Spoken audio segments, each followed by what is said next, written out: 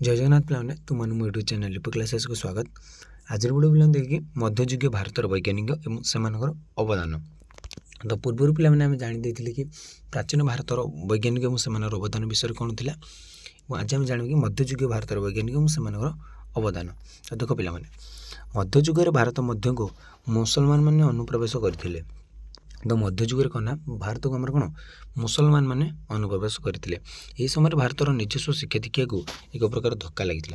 तो जितेबाला मुसलमान मैंने आम भारत को अनुप्रवेश करते तो से आम जो भारतीय निजस्व शिक्षा दीक्षा रही निजर जो शिक्षा पद्धति रही गोटे धक्का लगी। आरब देश प्रचलित शिक्षा ढांचार प्रभाव धीरे धीरे भारत उपर पड़ जाता। तो जिते मुसलमान मैंने आम भारत को प्रवेश करते अनुप्रवेश करते से आम कौन आम जो भारतीय निजर जो शिक्षा दीक्षा पद्धति रही गोटे धक्का लगे। आरबीय कौन जो आरबीय शिक्षा पद्धति थी आरब देश जो प्रचलित शिक्षा व्यवस्था था से भारत पर तार प्रभाव पकाइला जहाँफल मक्तब और मद्रास मान गढ़ उठा। मक्तब और मद्रास मान सब गढ़ उठी। यह अनुष्ठान गुड़िक राजपृष्ठपोषकता लाभ कर एका प्रकार पाठ्यक्रम अनुसरण करुवा अनेक गुड़े मद्रासा विभिन्न स्थान में खोल जाता। तो एका प्रकार पाठ्यक्रम मान कौन से गोटे प्रकार पाठ को अनुसरण करते बहुत गुड़े कौन आम मद्रासा विभिन्न स्थान सब खोलागला। तर्क बुद्धि पर आधारित विज्ञान विशेषज्ञ भाव में शेख अब्दुल्ला और शेख अजीजुल्ला नामक दुई भाई सोमवार और आग्रा थी मद्रासार मुख्य थे। तो से तर्क बुद्धि उपर जो तर्क वितर्क करते से बुद्धि उपर थे माने से जो आधारित विज्ञान तर्क विज्ञान लॉजिक विशेषज्ञ भाव में किए ना शेख अब्दुल्ला और शेख अजीजुल्ला नामक से दुई भाई से कोठर मुख्य थे ना सोमवार और आग्रा थी मद्रासा सोमवार थी मद्रासा और आग्रा थी मद्रासार से मुख्य। सरे विज्ञ व्यक्ति तथा आरब पारस्य और मध्य एशियार पाठ पढ़ुवा विज्ञ मानक मद्रासा गुड़िकर शिक्षार दायित्व नेबाक निमंत्रण करा जायतिला। तो सहर थी विज्ञ व्यक्ति जेटी अधिक ज्ञानी व्यक्ति थे से आरब पारस्य और मध्य एशियार जहाँ जहाँ सब रही मद्रासा गुड़िकर सेगुड़िक शिक्षार दायित्व नेबाक से निमंत्रण सब करा। मुसलमान शासकगण प्राथमिक विद्यालय पाठ्यक्रम संस्कार आने चेष्टा करते। तो जो मुसलमान मैंने भारत जिते शासन करते से केमती प्राथमिक विद्यालय किसी पाठ्यक्रम किसी जमी चेंजेस आने कि संस्कार आने से चेष्टा करते। पाटीगणित परिमिति ज्यामिति ज्योतिर्विज्ञान आयव्यय हिसाब साधारण प्रशासन कृषि प्रभृति गुरुतर विषय मान प्राथमिक शिक्षा पाठ्यशाला अंतर्भुक्त कर। तो कौन मैंने पाटीगणित जो मैंने पाटी पाटी हिसाब ही करदे जमी आम पेन पेपर किसी जमी आवश्यक पाटी पाटी गणित करदे तार परिमिति ज्यामिति ज्योतिर्विज्ञान आयव्यय हिसाब कौन तार साधारण प्रशासन कृषि ये सब गुरुत्वपूर्ण विषय गुड़िक प्राथमिक माने प्रथम पंचम पिला जमी टी जानवे से कौन अंतर्भुक्त कर। जदिव शासक मैंने शिक्षार संस्कार आने निमंते विशेष चेष्टा करते तथापि विज्ञान से भाई किसी आखिदृश्य अग्रगति हो पारि नाला। जदिव शासक मैंने चाहते शिक्षार किसी नुआ संस्कार आने कि से विज्ञान क्षेत्र में केवे अग्रगति हो पारि नाला। अन्य क्षेत्र टी प्रभाव पकड़ कि विज्ञान क्षेत्र में अग्रगति हो पारि नाला। पारंपरिक भारतीय वैज्ञानिक संस्कृति और अन्य देश मानक प्रचलित मध्ययुगीय वैज्ञानिक दृष्टिकोण मध्य एक संश्लेषण आने निमंते चेष्टा कर। तो पारंपरिक भारतीय वैज्ञानिक संस्कृति जो पारंपरिक रही ट्रेडिशनल भारतीय वैज्ञानिक संस्कृति और अन्य देश मानक जहाँ प्रचलित मध्ययुगीय वैज्ञानिक दृष्टिकोण मध्य से गोटे संश्लेषण आने निमंते चेष्टा कर। बर्तमान आस देखिए से समय विभिन्न क्षेत्र में किए उन्नति साधित होता। देखो प्रथम आसला राजगृह उपकरण सरकारी विभाग मान निमंते दरकारी जिनपत्र भंडार उपकरण आवश्यक जंत्रपाति जो आम कहे सरंजाम जगाइबा निमंते बड़ बड़ कार्यस्थल कारखाना मान बसा जाता। तो सरकारी विभाग निमंते दरकारी जिनपत्र भंडार उपकरण आवश्यक जहाँ मान कौन जंत्रपाति जहाँ आवश्यक ता जोगाइबा बड़ बड़ सब कार्यस्थल और कारखाना मान सब बसा जाता। कारखाना मान जे केवल विभिन्न जंत्रपाति साहाय्य विभिन्न जिनस सरंजाम प्रभृति तैयारी करते ता नुहे ता सहित युवक मान निमंते तालीम केन्द्र भाव से कार्य करते। तो कारखाना मान कौन केवल जंत्रपाति उत्पादन करते से नुह से कौन युवक मान से गोटे तालीम केन्द्र भाव में कार्य करुले। कारखानार विभिन्न क्षेत्र में तालीम पाई भारतीय कारीगर हस्तशिल्पी मैंने परवर्ती समय स्वाधीन भाव निजर कारखाना बसाते। तो जी ये कारखानार तालीम पाई बाहला से पर निज निजर गोटे कारखाना बसाई पारुला। तापर देखिए पे प्रथम आसला गणित। तो देखो जो मध्ययुगीय भारत वैज्ञानिक मान अवदान और से विषय देखिए प्रथम आसला गणित। ଏହି ସମୟରେ ଗଣିତ କ୍ଷେତ୍ରରେ ବହୁତ କିଛି କାର୍ଯ୍ୟ କରାଯାଇଥିଲା। ଏ ସମୟରେ ଗଣିତକୁ ଟିକେ ଆଗକୁ ନିଆଯାଇଥିଲା। ନରସିଂହ ଦେବଜ୍ଞଙ୍କ ପୁତ୍ର ନାରାୟଣ ପଣ୍ଡିତ ଗଣିତ କ୍ଷେତ୍ରରେ ତାଙ୍କର କାର୍ଯ୍ୟ ତଥା ତାଙ୍କ ରଚିତ ଗଣିତ କୌମୁଦୀ ଓ ବୀଜଗଣିତ ଭଟ୍ଟଭାଷା ପୁସ୍ତକ ଅତ୍ୟନ୍ତ ଖ୍ୟାତି ଲାଭ କରିଥିଲା। ତ କିଏ ନା ନରସିଂହ ଦୈବଜ୍ଞଙ୍କ ପୁତ୍ର ନାରାୟଣ ପଣ୍ଡିତ, ତାଙ୍କ ଦ୍ୱାରା ଗଣିତ ବହୁତ ଆଗକୁ ଯାଇଥିଲା ସେ ସମୟରେ। ସେ ଯେଉଁ ଦୁଇଟି ପୁସ୍ତକ ଲେଖିଥିଲେ ଗଣିତ କୌମୁଦୀ ଏବଂ ବୀଜଗଣିତ ଭଟ୍ଟଭାଷା, ସେଇଟା ବହୁତ ଖ୍ୟାତି ଲାଭ କରିଥିଲା। ଗୁଜୁରାଟର ଗଙ୍ଗାଧର ଲୀଳାବତୀ କରମ ଦୀପିକା ଓ ଲୀଳାବତୀ ବ୍ୟାଖ୍ୟା ରଚନା କରିଥିଲେ। ତ ଗୁଜୁରାଟରେ ଗଙ୍ଗାଧର ବୋଲି ଜଣେ ଗଣିତଜ୍ଞ ଥିଲେ। ସେ କ'ଣ ଲେଖିଥିଲେ ନା ଲୀଳାବତୀ କରମ ଦୀପିକା ଓ ଲୀଳାବତୀ ବ୍ୟାଖ୍ୟା। ଏଗୁଡ଼ିକ ଅତ୍ୟନ୍ତ ଅମୂଲ୍ୟ ସମ୍ପଦ, ଯେଉଁଥିରେ ସାଇନ୍, କୋସାଇନ୍, ଟାଞ୍ଜେଣ୍ଟ, କୋଟାଞ୍ଜେଣ୍ଟ ଭଳି ତ୍ରିକୋଣମିତିର ସୁବ୍ୟବହୃତ ବିଭିନ୍ନ ବୈଷୟିକ ଶବ୍ଦ ସମ୍ବନ୍ଧୀୟ ନୀତି ଇତ୍ୟାଦିର ନିୟମ ଲେଖା ଥିବା ବର୍ଣ୍ଣନା ଥାଏ। ତ ଯେଉଁ ଆମର ତ୍ରିକୋଣମିତି ବିଷୟରେ ସେ ଲେଖିଥିଲେ। ନୀଳକଣ୍ଠ ସମଶୋଧନ ତନ୍ତ୍ର ସଂଗ୍ରହ ତିଆରି କରିଥିଲେ, ଯେଉଁଥିରେ କି ତ୍ରିକୋଣମିତିର ବିଭିନ୍ନ ନିୟମ ବର୍ଣ୍ଣିତ ଥିଲା। ସେ ମଧ୍ୟ ତ୍ରିକୋଣମିତି ଉପରେ ହିଁ ଧ୍ୟାନ ଦେଇଥିଲେ। ଗଣେଶ ଦୈବଜ୍ଞ ବୁଦ୍ଧିବିଳାସିନୀ ରଚନା କରିଥିଲେ, ଯାହା ଲୀଳାବତୀ ଉପରେ ଅନେକ ଉଦାହରଣ ଥାଇ ଏକ ବ୍ୟାଖ୍ୟାନ। ତ ସେ ଲୀଳାବତୀ ଉପରେ ଯେ ଅଧିକକୁ ଅନେକ ଉଦାହରଣ ଥାଏ ସେ ଗୋଟେ ବ୍ୟାଖ୍ୟାନ କରିଥିଲେ। କିଏ? ଗଣେଶ ଦୈବଜ୍ଞ। ଭଲଲା ପରିବାର ଅନ୍ତର୍ଗତ କ୍ରିଷ୍ଟ ନୋଭାଙ୍କୁ ରଚନା କରିଥିଲେ, ଯେହେତୁ ଦ୍ୱିତୀୟ ଭାସ୍କରଙ୍କର ବୀଜଗଣିତ ଓ ପ୍ରଥମ ଓ ଦ୍ୱିତୀୟ ବର୍ଗର ସମୀକରଣର ନିୟମାବଳୀମାନ ସବୁ ଲିପିବଦ୍ଧ। ତ ବିଭିନ୍ନ ଗଣିତଜ୍ଞ ବିଭିନ୍ନ ପ୍ରକାର ରଚନା କରିଥିଲେ ପୁସ୍ତକ ଗୁଡ଼ିକୁ। ନୀଳକଣ୍ଠ ଜ୍ୟୋତିର୍ବିଦ ତାଜିକ୍ ସଂକଳନ କରିଥିଲେ, ଯେଉଁଥିରେ ପାରସ୍ୟର ବିଭିନ୍ନ ବୈଜ୍ଞାନିକ ନାମ ବ୍ୟବହାର କରିଥିଲେ। ତ ସେ ଆମର ନୀଳକଣ୍ଠ ଜ୍ୟୋତିର୍ବିଦ ତାଜିକ୍ ନାମ ଗୋଟେ ସଂକଳନ କରିଥିଲେ, ଯେଉଁଥିରେ ପାରସ୍ୟର ବିଭିନ୍ନ ବୈଜ୍ଞାନିକ ନାମ ସେଠାରେ ବ୍ୟବହାର କରାଯାଇଥିଲା। ଆକବରଙ୍କ ଅନୁରକ୍ତ ଫୈଜୀ ଭାସ୍କରଙ୍କୁ ବୀଜଗଣିତକୁ ଅନୁବାଦ କରିଥିଲେ। ତ ଆକବରଙ୍କ ଅନୁରକ୍ତ ଫୈଜୀ ଭାସ୍କରଙ୍କ ବୀଜଗଣିତକୁ ସେ ଅବଦାନ କରିଥିଲେ। ଶିକ୍ଷା ପ୍ରଣାଳୀ ଅନ୍ୟାନ୍ୟ ବିଷୟମାନ ମଧ୍ୟରେ ଗଣିତ ଶାସ୍ତ୍ର ଅଧ୍ୟୟନ କରିବାକୁ ଆକବର ଆଦେଶ ଦେଇଥିଲେ। ତ ଆକବର କ'ଣ ଆଦେଶ ଦେଲେ ନା ସବୁ କିଛି ବିଷୟ ଗୋଟେ ତା ସହିତ କ'ଣ ଗଣିତ ଶାସ୍ତ୍ର ମଧ୍ୟ ପଢ଼ିବ। ନାସିରୁଦ୍ଦିନ ଆତୁସି ଗଣିତ ଶାସ୍ତ୍ର ଜଣେ ବିଦ୍ୱାନ ପଣ୍ଡିତ ଥିଲେ। ତ ନାସିରୁଦ୍ଦିନ ଆତୁସି ସେ ଯେଉଁ ମଧ୍ୟ ଗଣିତ ଶାସ୍ତ୍ର ଜଣେ ପଣ୍ଡିତ ଥିଲେ। ତାର ଆସିଲା ଜୀବବିଜ୍ଞାନ। ସେତେବେଳେ ଜୀବବିଜ୍ଞାନ ଅନେକ ଉନ୍ନତି ଲାଭ କରିଥିଲା। ତ୍ରୟୋଦଶ ଶତାବ୍ଦୀରେ ହମ୍ସାଦେବ ଜୀବବିଜ୍ଞାନ କ୍ଷେତ୍ରରେ ମୃଗ ପକ୍ଷୀ ଶାସ୍ତ୍ର ନାମକ ଏକ ଗ୍ରନ୍ଥର ସଂକଳନ କରିଥିଲେ। ତ କିଏ ନା ହମ୍ସାଦେବ, ସେ କ'ଣ ଲେଖିଥିଲେ ନା ମୃଗ ପକ୍ଷୀ ଶାସ୍ତ୍ର। ତ ସେଇ ଗୋଟେ ଗ୍ରନ୍ଥ ସବୁ ସଂକଳନ କରିଥିଲେ। ଏ ଗ୍ରନ୍ଥରେ ବୈଜ୍ଞାନିକ ଧାରା ନୁହେଁ, ସାଧାରଣ ଭାବରେ ଶିକାର କରାଯାଉଥିବା କିଛି ପଶୁ ପକ୍ଷୀକୁ ନେଇ ଲେଖାଯାଇଛି। ଏଇଟା ସେମିତି ବୈଜ୍ଞାନିକ ଧାରାକୁ ନେଇଯାଇନି, କି ଯେଉଁ ଆମେ ସାଧାରଣ ପକ୍ଷୀ ଯେଉଁ ଶିକାର କରୁଛେ ସେମାନଙ୍କୁ ନେଇ ଏଇଟା ଲେଖାଯାଇଛି। ଯୋଦ୍ଧା ଓ ଶିକାରୀ ମୁସଲମାନ ରାଜାମାନେ ସେମାନଙ୍କୁ ଶିକାରରେ ସାହାଯ୍ୟ କରିବା ଲାଗି ଘୋଡ଼ା, କୁକୁର, ଚିତା ପ୍ରଭୃତି ବିଭିନ୍ନ ପଶୁପକ୍ଷୀ ରଖିଥିଲେ। ତ ଯୋଦ୍ଧା ଏବଂ ଶିକାରୀ କ୍ଷେତ୍ରରେ ମୁସଲମାନ ରାଜାମାନେ ଘୋଡ଼ା, କୁକୁର, ସବୁ ଚିତା ଏଇଗୁଡ଼ିକ ସବୁ ପାଳୁଥିଲେ ବା ରଖୁଥିଲେ।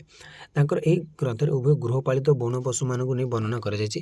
ଗୃହପାଳିତ କ'ଣ ବଣ ପଶୁମାନଙ୍କୁ ଏଠାରେ ନେଇ ବର୍ଣ୍ଣନା କରାଯାଇଛି। ବିଭିନ୍ନ ରାଜନୈତିକ କାର୍ଯ୍ୟ ଓ ଯୁଦ୍ଧରେ ବ୍ୟସ୍ତ ରହି ମଧ୍ୟ ଉଭୟ ବାବର ଓ ଆକବର କିଛି କିଛି ଅଧ୍ୟୟନ କରିବାକୁ ସମୟ ପାଇ ପାରୁଥିଲେ। ତ ସେମାନେ ରାଜନୈତିକ କାର୍ଯ୍ୟ କରୁଥିଲେ, କିନ୍ତୁ ଯେତେବେଳେ ସମୟ ପାଉଥିଲେ କିଛି ନା କିଛି ସେ ଅଧ୍ୟୟନ କରୁଥିଲେ। ହାତୀ ଓ ଘୋଡ଼ା ଭଳି ଗୃହପାଳିତ ପଶୁମାନଙ୍କଠାରୁ ଉତ୍ତମ କିସମର ଛୁଆ କରିବାକୁ ଆକବର ଅତ୍ୟନ୍ତ ଆଗ୍ରହୀ ଥିଲେ। ମାନେ ହାତୀ ଓ ଘୋଡ଼ା ଭଳି ସେ ଯେଉଁ ଗୃହପାଳିତ ପଶୁମାନଙ୍କ କେମିତି ଗୋଟେ ବହୁତ ଭଲ ଛୁଆ ସୃଷ୍ଟି ହେବ ବା ଗୋଟେ ଉତ୍ତମ କିସମର ଛୁଆଟା ବାହାରିବ, ସେଥିପାଇଁ ସେ ଅତ୍ୟନ୍ତ ଆଗ୍ରହୀ ଥିଲେ। ଜାହାଙ୍ଗୀର ତାଙ୍କ ଲିଖିତ ତୁଜୁକ୍ ଇ ଜାହାଙ୍ଗୀର ପୁସ୍ତକରେ ପଶୁମାନଙ୍କୁ ନୂଆ କିସମର ଛୁଆ କରିବା ଓ ବର୍ଣ୍ଣ ସଂକର ତିଆରି କରିବା ନିମନ୍ତେ ତାଙ୍କର ପରୀକ୍ଷା ଅନୁଧ୍ୟାନ ଲିପିବଦ୍ଧ କରିଛନ୍ତି। ତ କେମିତି ବହୁତ ଭଲ ଭଲ ଷ୍ଟ୍ରଙ୍ଗ ଛୁଆ କେମିତି ସୃଷ୍ଟି ହେବେ, ଗୋଟେ ଉନ୍ନତ କିସମର ବା ବହୁତ ସୁନ୍ଦରିଆ ଛୁଆ ସୃଷ୍ଟି ହେବା ପାଇଁ ତାଙ୍କୁ ସେଇଟା ବହୁତ ଭଲ ଲାଗୁଥିଲା। ସେ ଉପରେ ସେ ପରୀକ୍ଷା କରୁଥିଲେ ବା ଅନୁଧ୍ୟାନ କରୁଥିଲେ। ସେ ପଶୁମାନଙ୍କର ପ୍ରାୟ 36 ପ୍ରକାର ପ୍ରଜାତି ନେଇ ବର୍ଣ୍ଣନା କରିଛନ୍ତି। ତାଙ୍କ ରାଜ୍ୟସଭାରେ ଥିବା ଚିତ୍ରକର ମନସୁର ପଶୁମାନଙ୍କର ନିଖୁଣ ଅତି କମନୀୟ ଚିତ୍ରମାନ ସେ ଆଙ୍କୁଥିଲେ। ଏବେ ସୁଦ୍ଧା ସେଇ ଚିତ୍ରର କିଛି ମ୍ୟୁଜିୟମ୍ ଓ ଘରୋଇ ସଂଗ୍ରହାଳୟ ରହିଛି। ପ୍ରକୃତିବିତ୍ ଭାବରେ ଜାହାଙ୍ଗୀର ଅନେକ ବୃକ୍ଷରାଜି ଅଧ୍ୟୟନ କରିଛନ୍ତି ଏବଂ ତାଙ୍କ ରାଜଦରବାରରେ ଚିତ୍ରଶିଳ୍ପୀମାନେ ପ୍ରାୟ 57 ପ୍ରକାର ବୃକ୍ଷରାଜିମାନଙ୍କର ଚିତ୍ରମାନ ଅଙ୍କନ କରୁଥିଲେ। ସେ ମଧ୍ୟ ଟିକେ ବହୁତ ମାନେ କ'ଣ ପରିବେଶକୁ ଭଲ ପାଉଥିବା ଲୋକ ଥିଲେ ଆମର କିଏ? ଜାହାଙ୍ଗୀର। ତ ଆସିଲା ରସାୟନ ବିଜ୍ଞାନ। ରସାୟନ ବିଜ୍ଞାନ ଏକ ଗୁରୁତ୍ୱପୂର୍ଣ୍ଣ ପ୍ରୟୋଗ ହେଉଛି କାଗଜ ତିଆରି। ତ କାଗଜ ତିଆରିର ତାର ସବୁଠାରୁ ଗୋଟେ ଗୁରୁତ୍ୱପୂର୍ଣ୍ଣ ପ୍ରୟୋଗ। କାଗଜ ତିଆରି ହେଉଥିବା ସ୍ଥାନଗୁଡ଼ିକ ମଧ୍ୟରେ କାଶ୍ମୀର, ସିଆଲକୋଟ, ଜାଫରବାଦ, ପାଟଣା, ମୁର୍ସିଦାବାଦ, ଅହମ୍ମଦାବାଦ ଏବଂ ମହୀଶୂର ପ୍ରଖ୍ୟାତ ଥିଲା। ତ କାଗଜ ତିଆରିରେ ଏହିସବୁ ସ୍ଥାନଗୁଡ଼ିକ କ'ଣ ଆମର ସବୁ ମେନ୍ ସ୍ଥାନଗୁଡ଼ିକ ଥିଲା ସେ ସମୟରେ। ବିଭିନ୍ନ କିସମର କଞ୍ଚାମାଲରୁ କାଗଜ ମଣ୍ଡ ପ୍ରସ୍ତୁତ କରିବାରେ କେବଳ ଅଲଗା ହେବା ବ୍ୟତୀତ ସାରା ଦେଶରେ କାଗଜ ପ୍ରସ୍ତୁତ ପ୍ରଣାଳୀ ଅଳ୍ପ ବହୁତ ସମାନ ଥିଲା। ସବୁଆଡ଼େ ପ୍ରାୟ ସମାନ ଥିଲା, ସେମିତି କିଛି ଚେଞ୍ଜେସ୍ ପ୍ରଣାଳୀ ସବୁ ନଥିଲା। ସବୁ ସେ ଗୋଟେ ଟାଇପ୍ର ହିଁ ପ୍ରଣାଳୀରେ ସବୁ କାଗଜ ତିଆରି କରାଯାଉଥିଲା। ତାପରେ ଦେଖ ପିଲାମାନେ, ମୋଗଲମାନଙ୍କ ବାରୁଦ ପ୍ରସ୍ତୁତ ପ୍ରଣାଳୀ ଓ ତାହାର ବ୍ୟବହାର ଜଣାଥିଲା। ତ ମୋଗଲମାନଙ୍କୁ ବାରୁଦ କେମିତି ପ୍ରସ୍ତୁତ କରାଯିବ ଏବଂ ତାକୁ କେମିତି ବ୍ୟବହାର କରାଯିବ ସେଇଟା ସେ ଜାଣିଥିଲେ। ଏହା ହେଉଛି ରସାୟନ ଶାସ୍ତ୍ରର ପ୍ରୟୋଗ। ଏଟାକୁ ଆମେ କୁହାଯିବା କ'ଣ ନା ରସାୟନ ଶାସ୍ତ୍ରର ପ୍ରୟୋଗ। ବିସ୍ଫୋରକର ଉପଯୁକ୍ତ ଉପାଦାନ ବିଦ୍ୟା ଭାରତୀୟ କାରିଗରକୁ ବେଶ ଜଣାଥିଲା। ତ ବିସ୍ଫୋରକର ଉପଯୁକ୍ତ ଉପାଦାନ ଏବଂ ତା ବିଦ୍ୟାଟା ଭାରତୀୟ କାରିଗରମାନଙ୍କୁ ବେଶ ଜଣାଥିଲା। ବିସ୍ଫୋରକର ସଲ୍ଫେଟର ଗନ୍ଧକ ଏବଂ କୋଇଲାକୁ ବିଭିନ୍ନ ଭାଗମାନଙ୍କରେ ମିଶାଇ ବିଭିନ୍ନ କିସମର ବାରୁଦ ତିଆରି କରିବା ଶୁକ୍ରାଚାର୍ଯ୍ୟଙ୍କର ଶୁକ୍ରନୀତିରେ ବର୍ଣ୍ଣନା କରାଯାଇଛି, ଯାହାକୁ ଭିନ୍ନ ଭିନ୍ନ କିସମର ବନ୍ଧୁକରେ ବ୍ୟବହାର କରିବ। ତ ବିଭିନ୍ନ କିସମର ବାରୁଦ ତିଆରି କରିବା ମାନେ ଶୁକ୍ରାଚାର୍ଯ୍ୟଙ୍କର ଶୁକ୍ରନୀତିରେ ବର୍ଣ୍ଣନା କରାଯାଇଛି, ଯେଉଁଟାକି ଆମେ ବିଭିନ୍ନ ଭିନ୍ନ ବନ୍ଧୁରେ ତାକୁ ବ୍ୟବହାର କରିପାରିବା। ପ୍ରଧାନ ରକମର ବାଣ ହେଉଛି ଯାହା ପବନ ଚିରି ଆକାଶକୁ ଯାଏ, ଅତି ଉଜ୍ଜ୍ୱଳ ଓ ନିଆର ଝଲକ ଦିଏ ଓ ଶେଷରେ ବିସ୍ଫୋରଣ ଥାଏ। ତ ସବୁଠାରୁ ଇଣ୍ଟରେଷ୍ଟିଂ ବାଣ କୋଉଟା ରହୁଛି ପିଲାମାନେ, ନା ଯେଉଁଟା ପବନକୁ ଚିରି ମାନେ ପୁରା ସ୍ପିଡ଼ରେ ଯିବ ଏବଂ ଅତି ଉଜ୍ଜ୍ୱଳ ଓ ନିଆର ଗୋଟେ ଝଲକ ଦେବ, ପୁରା ଉଜ୍ଜ୍ୱଳ ହେଇଯିବ, ଝଲକ ଦେବ, ସେଠି ମାନେ କ'ଣ ଆକାଶରେ ହିଁ ଗୋଟେ ବିସ୍ଫୋରଣ ହେବ। ଆକବରଙ୍କ ବିଭିନ୍ନ ସୁଗନ୍ଧିତ ଅତର ସହ ସମ୍ପର୍କ ଆଇନ ଇ ଆକବରରେ ଲିପିବଦ୍ଧ ହୋଇଛି। ତ ସେ ବିଭିନ୍ନ ସୁଗନ୍ଧିତ ଅତରକୁ ବା ଯେଉଁ ଆମେ କହୁଛେ ପରଫ୍ୟୁମ୍ ସେ ବହୁତ ଭଲ ପାଉଥିଲେ। ନୁରଜାହାନ ଆବିଷ୍କାର କରିଥିବା ତାଙ୍କର ପ୍ରିୟ ସୁଗନ୍ଧିତ ଅତର ଥିଲା ଗୋଲାପ ଅତର, ଯାହା ସେ ସମୟରେ ଅତ୍ୟନ୍ତ ଲୋକପ୍ରିୟ ଥିଲା। ତ ଏଇଟା ପିଲାମାନେ ମାନେ କ'ଣ ସମୟରେ ବହୁତ ସେଟା ଲୋକପ୍ରିୟ ଥିଲା। ସେଟା ଆସିଲା ଜ୍ୟୋତିର୍ବିଜ୍ଞାନ। ମଧ୍ୟଯୁଗ ସମୟରେ ଆଗକୁ ଏକ କ୍ଷେତ୍ର ଅତ୍ୟନ୍ତ ଉତ୍କର୍ଷତା ଲାଭ କରିଥିଲା, ତାହା ହେଉଛି ଜ୍ୟୋତିର୍ବିଜ୍ଞାନ। ଜ୍ୟୋତିର୍ବିଜ୍ଞାନ ମଧ୍ୟ ଆଗକୁ ବହୁତ ଯାଇଥିଲା ପିଲାମାନେ ସେ ସମୟରେ। କେବଳ ଗଣିତ, ଜୀବବିଜ୍ଞାନ ଏବଂ ରସାୟନ ବିଜ୍ଞାନ ନାହିଁ, ଜ୍ୟୋତିର୍ବିଜ୍ଞାନ ମଧ୍ୟ ଆଗକୁ ଯାଇଥିଲା। ଏହି କ୍ଷେତ୍ରରେ ପୂର୍ବ ପ୍ରଚଳିତ ଅନେକ ଗୁଡ଼ିଏ ଜ୍ଞାନ ବ୍ୟାଖ୍ୟା ସେ ସମୟରେ ପ୍ରଚଳିତ ଥିଲା। ସମ୍ରାଟ ଫିରୋଜ ଶାହଙ୍କ ଦରବାରରେ ସେ ଜ୍ୟୋତିର୍ବିଜ୍ଞାନୀ ମହେନ୍ଦସୁରୀ ଯନ୍ତ୍ରକ ନାମକ ଯନ୍ତ୍ର ତିଆରି କରିଥିଲେ। ଯନ୍ତ୍ରକ ନାମକ ସେ ଗୋଟେ ଯନ୍ତ୍ର ତିଆରି କରିଥିଲେ, କିଏ ନା ମହେନ୍ଦସୁରୀ। ପରମେଶ୍ୱର ମହାଭାସ୍କର୍ଯ୍ୟ ନାମକ କେରଳରେ ବାସ କରୁଥିବା ଜ୍ୟୋତିଷ ପରିବାରରେ ଦୁଇ ବ୍ୟକ୍ତି ଜ୍ୟୋତିଷ ଶାସ୍ତ୍ର ଓ ପଞ୍ଜିକା ତିଆରି କରିବାରେ ଖ୍ୟାତି ଲାଭ କରିଥିଲେ। ତ ପରମେଶ୍ୱର ମହାଭାସ୍କର୍ଯ୍ୟ ସେମାନେ କେରଳରେ ବାସ କରୁଥିବା ଗୋଟେ ପରିବାରର ସେମାନେ 2 ଜଣ ସଦସ୍ୟ, ସେମାନେ କ'ଣ ଜ୍ୟୋତିଷ ଶାସ୍ତ୍ର ଓ ପଞ୍ଜିକା ତିଆରି କରିବାରେ ଖ୍ୟାତି ଲାଭ କରିଥିଲେ। ନୀଳକଣ୍ଠ ସମସୁଦ୍ଭ ନାଜଭଟ୍ଟର ବ୍ୟାଖ୍ୟା କରିଥିଲେ। କମଳାକାର ଇସଲାମଙ୍କ ଜ୍ୟୋତିଷ ଶାସ୍ତ୍ର ଅଧ୍ୟୟନ କରିଥିଲେ। ଇସଲାମର ଜ୍ଞାନ ଉପରେ ସେ ଜଣେ ଖୁବ୍ ବିଜ୍ଞ ବ୍ୟକ୍ତି ଥିଲେ, କିଏ ନା ଆମର କମଳାକାର। ସେ ଇସଲାମୀୟ ଜ୍ୟୋତିଷ ଶାସ୍ତ୍ର ଅଧ୍ୟୟନ କରିଥିଲେ ଏବଂ ସେମାନଙ୍କର ଜ୍ଞାନ ଉପରେ ସେ ଖୁବ୍ ବିଜ୍ଞ ଥିଲେ। ଜୟପୁର ମହାରାଜା ଜୟ ସିଂ ଜ୍ୟୋତିର୍ବିଜ୍ଞାନୀ ଜଣେ ପୃଷ୍ଠପୋଷକ ଥିଲେ। ସେ ଗୋଟେ ରାଜା, ସେ ମଧ୍ୟ ଗୋଟେ କ'ଣ ଜ୍ୟୋତିର୍ବିଜ୍ଞାନୀ ବହୁତ ଟିକେ ଜ୍ଞାନୀ ଥିଲେ। ଦିଲ୍ଲୀ, ଉଜ୍ଜୟିନୀ, ବାରାଣସୀ, ମଥୁରା ଏବଂ ଜୟପୁରରେ ସେ 5ଟି ମାନମନ୍ଦିର ସେ ପ୍ରତିଷ୍ଠା କରିଥିଲେ। ବହୁତ ଇମ୍ପୋର୍ଟାଣ୍ଟ ପିଲାମାନେ 5ଟି ମାନମନ୍ଦିର ନାମ ଲେଖ। ଦିଲ୍ଲୀ, ଉଜ୍ଜୟିନୀ, ବାରାଣସୀ, ମଥୁରା ଏବଂ ଜୟପୁର। ଦିଲ୍ଲୀ, ଉଜ୍ଜୟିନୀ, ବାରାଣସୀ, ମଥୁରା ଏବଂ ଜୟପୁର। ତ 2 ଥର କମ୍ କହିଲେ ପିଲାମାନେ, ଏଇଟା ବହୁତ ଇମ୍ପୋର୍ଟାଣ୍ଟ ହେଲା। ତାର ଆସିଲା ଭେଷଜ। ରାଜକୀୟ ପୃଷ୍ଠପୋଷକତା ଅଭାବରୁ ପ୍ରାଚୀନ ଯୁଗରେ ଅତ୍ୟନ୍ତ ଉନ୍ନତି ଲାଭ କରିଥିବା ଆୟୁର୍ବେଦ ପ୍ରଣାଳୀ ମଧ୍ୟଯୁଗରେ ଆଉ ସେଭଳି କିଛି ଉନ୍ନତି କଲା ନାହିଁ। ସେଟା ମଧ୍ୟଯୁଗରେ ତ ଉନ୍ନତି କରିପାରିଲା, କିନ୍ତୁ ସେ ପ୍ରାଚୀନ ଯୁଗରେ ବହୁତ ଉନ୍ନତି କରିଥିଲା ଭେଷଜଟା ବା ମେଡ଼ିସିନ ଆମେ ଯାହାକୁ ବା ଔଷଧ ଆମେ ଯାହାକୁ। ସେ ଯାହା ହେଉ ଆୟୁର୍ବେଦର ଅମୂଲ୍ୟ ସମ୍ପଦ ରୂପେ ପରିଗଣିତ। ସାରଙ୍ଗଧର ସଂହିତା ଓ ଚିକିତ୍ସା ସଂଘର ବଙ୍ଗସାନଙ୍କ ଦ୍ୱାରା ଓ ଜାଗତ ବଜାର ଓ ଭାବପ୍ରକାଶ ଭାବି ମିଶ୍ରଙ୍କ ଦ୍ୱାରା ସଂକଳିତ ହୋଇଥିଲା। ତ ସେ ଯାହା ହେଉ ତ ଆୟୁର୍ବେଦର ଅମୂଲ୍ୟ ସମ୍ପଦ ରୂପେ ଯେଉଁ ସାରଙ୍ଗଧର ସଂହିତା ଏବଂ ଚିକିତ୍ସା ସଂଘର ସେଟା କିଏ ଲେଖିଥିଲେ ନା ବଙ୍ଗସାନ ଲେଖିଥିଲେ, ଏବଂ ଜାଗତ ବଜାର ଓ ଭାବପ୍ରକାଶଟା ସେ ଭାବ ମିଶ୍ରଙ୍କ ଦ୍ୱାରା ସେଟା ସଂକଳିତ ହୋଇଥିଲା। ତ୍ରୟୋଦଶ ଶତାବ୍ଦୀରେ ଲିଖିତ ସାରଙ୍ଗଧର ସଂହିତାରେ ମେଟାରିଆର ମେଡ଼ିକାରେ ଅଫିମର ବ୍ୟବହାର ଓ ରୋଗ ନିରୂପଣ ନିମନ୍ତେ ମୂତ୍ର ପରୀକ୍ଷା ଲିପିବଦ୍ଧ ହୋଇଛି। ତ କେମିତି ମେଟେରିଆର ମେଡ଼ିକାରେ ଅଫିମର ବ୍ୟବହାର ଏବଂ ରୋଗ ନିରୂପଣ ନିମନ୍ତେ ମୂତ୍ର ପରୀକ୍ଷାଟି କେମିତି ଦରକାର, ତ ସେଇଟା ଲିପିବଦ୍ଧ ହୋଇ ରହିଛି। ସେଥିରେ ବର୍ଣ୍ଣିତ ଯେ ଔଷଧ ମଧ୍ୟରେ ରସ ଚିକିତ୍ସା ପ୍ରଣାଳୀର ଧାତୁରୁ ପ୍ରସ୍ତୁତ ଔଷଧ, ବିଦେଶରୁ ଆମଦାନୀ ଔଷଧ ଅନ୍ତର୍ଭୁକ୍ତ। ତ ସେଇଟା ବିଭିନ୍ନ ପ୍ରକାର ଔଷଧ ଅନ୍ତର୍ଭୁକ୍ତ କରାଯାଇଛି। ତ ଦେଖିବା ସେଟା ଆସିଲା ରସ ଚିକିତ୍ସା ପ୍ରଣାଳୀ ପ୍ରଧାନତଃ ପାରଦ ବା ବିନା ପାରଦର ଓ ଖଣିଜରୁ ତିଆରି ଔଷଧ ନେଇ ଲେଖାଯାଇଛି। ତ ରସ ଚିକିତ୍ସାଟା କ'ଣ ପିଲାମାନେ ପାରଦ ଏବଂ ବିନା ପାରଦ ଓ ଖଣିଜରୁ ତିଆରି ଔଷଧକୁ ନେଇ ଲେଖାଯାଇଛି। ଔଷଧ ଖଣିଜରୁ ତିଆରି ହେଉଛି। ତାମିଲନାଡୁର ବହୁଳ ଭାବେ ପ୍ରଚଳିତ ସିଦ୍ଧ ପ୍ରଣାଳୀର ପ୍ରସ୍ତୁତ ତଥା ବିଭିନ୍ନ ଖଣିଜରୁ ତିଆରି ଜୀବନବର୍ଦ୍ଧକ ଔଷଧରୁ ପ୍ରଚଳନ ଥିଲା। ମଧ୍ୟଯୁଗ ଭାରତରେ ଉନାନି ଟିଫ୍ ଔଷଧ ଅତ୍ୟନ୍ତ ଉତ୍କର୍ଷ ଲାଭ କରିଥିଲା। ତ ଏଇ ଔଷଧର ବହୁତ କ'ଣ ଉତ୍କର୍ଷ ଲାଭ କରୁଥିଲା ନା ଉନାନି ଟିଫ୍। ଏଇଟା ଇମ୍ପୋର୍ଟାଣ୍ଟ କ୍ୱେଶ୍ଚିନ୍ ପିଲାମାନେ। ମଧ୍ୟଯୁଗ ଭାରତରେ କେଉଁ ଔଷଧ ଅତ୍ୟନ୍ତ ଉତ୍କର୍ଷ ଲାଭ କରୁଥିଲା ନା କ'ଣ ଉନାନି ଟିଫ୍। ଆଲବିନ ରାବନଙ୍କ ଲିଖିତ ଫିରଦାଉସ ହିକମତ ପୁସ୍ତକରେ ଗ୍ରୀସର ଚିକିତ୍ସା ପଦ୍ଧତି ଓ ଭାରତୀୟ ଚିକିତ୍ସା ଜ୍ଞାନକୁ ସଂକ୍ଷେପରେ ବର୍ଣ୍ଣନା କରାଯାଇଥିଲା। ତ ଗୋଟେ ପୁସ୍ତକ ଗୁଡ଼ିକ ତୁମେ ଟିକେ ମନେ ରଖିବ। ଏବଂ ପ୍ରାୟ ସପ୍ତଦଶ ଶତାବ୍ଦୀ ବେଳକୁ ମୁସଲମାନଙ୍କ ସହ ଉନାନି ଚିକିତ୍ସା ପଦ୍ଧତି ଭାରତକୁ ଆସିଥିଲା ଏବଂ ତା'ର ଉନ୍ନତି ନିମନ୍ତେ ଅତି ଶୀଘ୍ର ପୃଷ୍ଠପୋଷକତା ସେ ଲାଭ କରିଥିଲା। ତ ତାପରେ ଦେଖ ପିଲାମାନେ କୃଷି, ଆଉ ଏଠି ସେମିତି କିଛି ଇମ୍ପୋର୍ଟାଣ୍ଟ ନାହିଁ। ତ କୃଷି ଦେଖ, ପ୍ରାଚୀନ ଭାରତରେ ପ୍ରଚଳିତ ଥିବା କୃଷି ପଦ୍ଧତି ମଧ୍ୟଯୁଗୀୟ ଭାରତରେ ମଧ୍ୟ ଅଳ୍ପ ବହୁତ ସମାନ ଥିଲା, ପ୍ରାୟ ସମାନ ହିଁ ଥିଲା, କିଛି ଚେଞ୍ଜେସ୍ ଏତେ ଆସିନି। ବିଦେଶୀ ବ୍ୟବସାୟଙ୍କ ଦ୍ୱାରା ନୂଆ ପ୍ରକାରର ଚାଷ, ବୃକ୍ଷଲତା ବାଡ଼ି ବଗିଚାରେ ଲଗାଯାଇଥିବା ବୃକ୍ଷଲତାରେ କିଛି ଜରୁରୀ ପରିବର୍ତ୍ତନ ହୋଇଥିଲା, କିଛି ପରିବର୍ତ୍ତନ ହୋଇଥିଲା।